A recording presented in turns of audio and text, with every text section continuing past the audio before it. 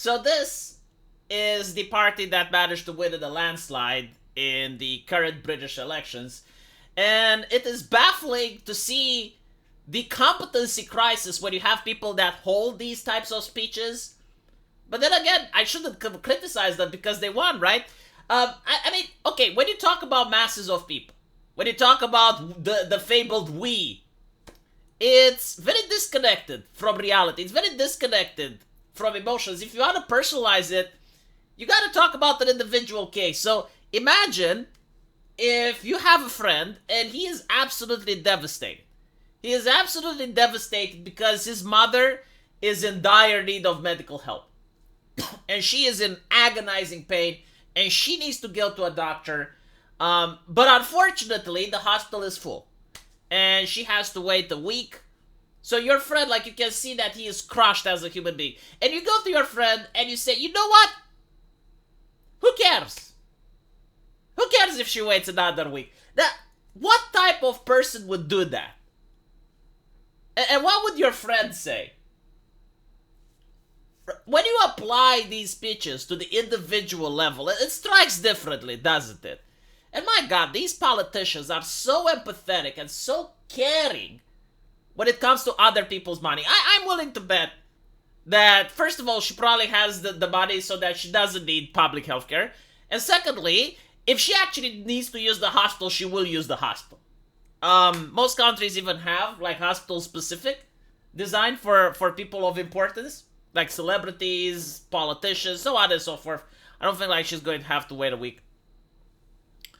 But yeah, as I mentioned before, these are the individuals that managed to win in the landslide. The exit poll still out of 10 at the time of me recording the video, but it's pretty much clear that the UK is going to be under Labour, and I don't expect much to change, by the way. The only difference is that Labour is more honest. At least the Conservatives were pretending that they don't like immigration, but Labour absolutely loves it.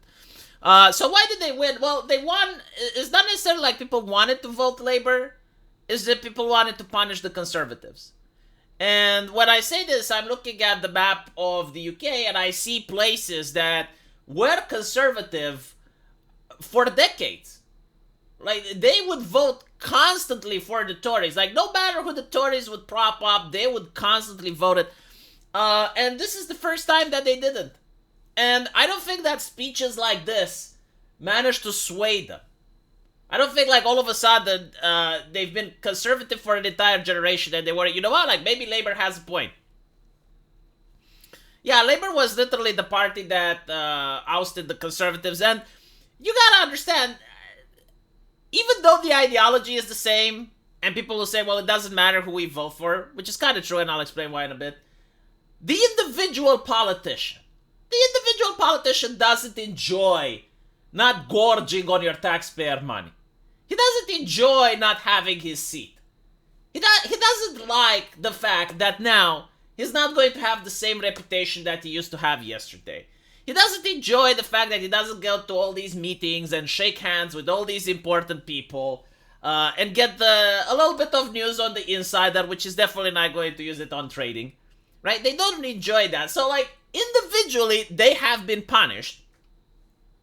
Now, the reason I'm saying that nothing is going to change is simply due to how many Western countries function now. And I already said this in a previous video that a lot of people didn't watch. I think it's because it had Joe Biden in the title. Like, I see if you say that, the video gets suppressed heavily for some reason. Like, does YouTube not have faith that I can say something positive about the American president? But anyway, the way they view it, and they're very explicit about it. Like if you listen to some of the speeches at the World Economic Forum or you read between the lines, they describe what our democracy is like.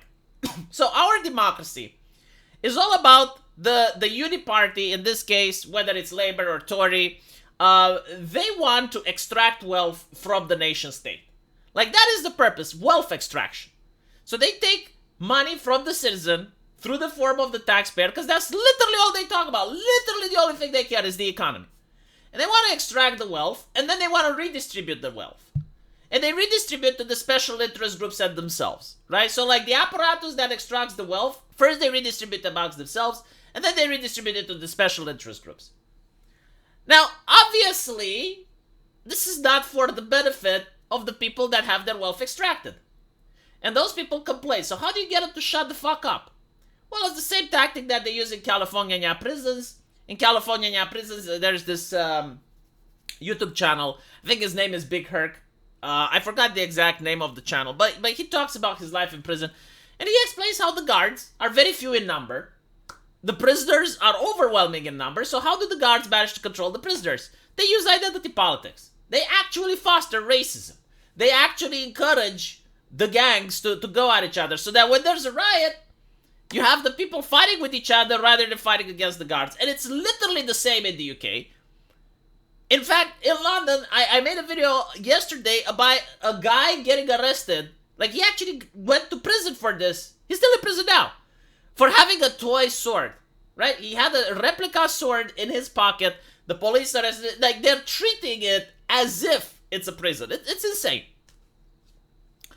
But when you realize what's happening, when you understand that the politicians are just the managerial class, and the country is not a nation state with a heritage, with a history. No, it's just an economic zone where transactions happen. When you understand this, everything makes sense.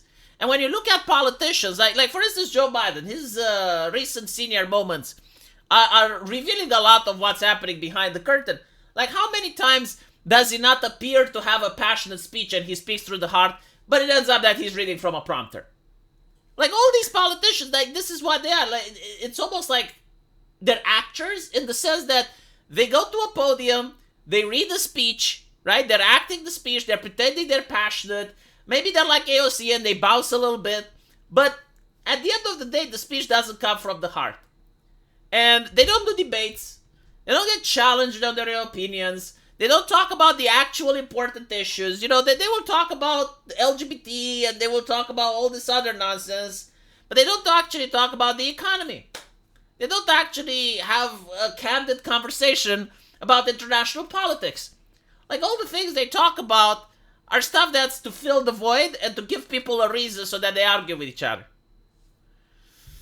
And, yeah, I mean, for the UK, I guess it's going to be the Joe Biden period now, right? Like, it's going to be like 4 more years of the same, I suppose. I don't expect Labour to have the same amount of infighting like Tories did, because at least leftists know why they're there, you know? Like they don't have to lie to their electorate. Like, leftists know why they're there. They're there to extract the wealth. That's their purpose, right? Meanwhile, the conservatives have to pretend that, oh, we're conserving something, but they're still Labour. They're still the managerial class. It is the same thing. So I don't expect much changes when it comes to the UK. We'll see. You know, I guess at least there is an opposition. At least there is some opposition, because up until now, it seemed that it's going to be Labour. The only governing party is going to be Labour, and they're not going to have almost any opposition. Even now they have the majority, but at least, you know, there's a couple of people that may try to pull the brakes a little bit. I do expect more hate speech laws. I do expect more authoritarianism, because, like, once they have power, they don't want to give it away. So they're going to come up with a lot of bullshit. Ireland, for instance, like, tries to pass the most draconic hate speech laws as well, trying to outdo Scotland. The problem with Ireland is that a lot of the social media that's in Europe is there, so now social media may actually have to censor. Yeah, I mean, censor worse than it already does. I mean, you know, what can you do? It is what it is. Let me know what you think, and I'll see you guys in the comment section. Take care.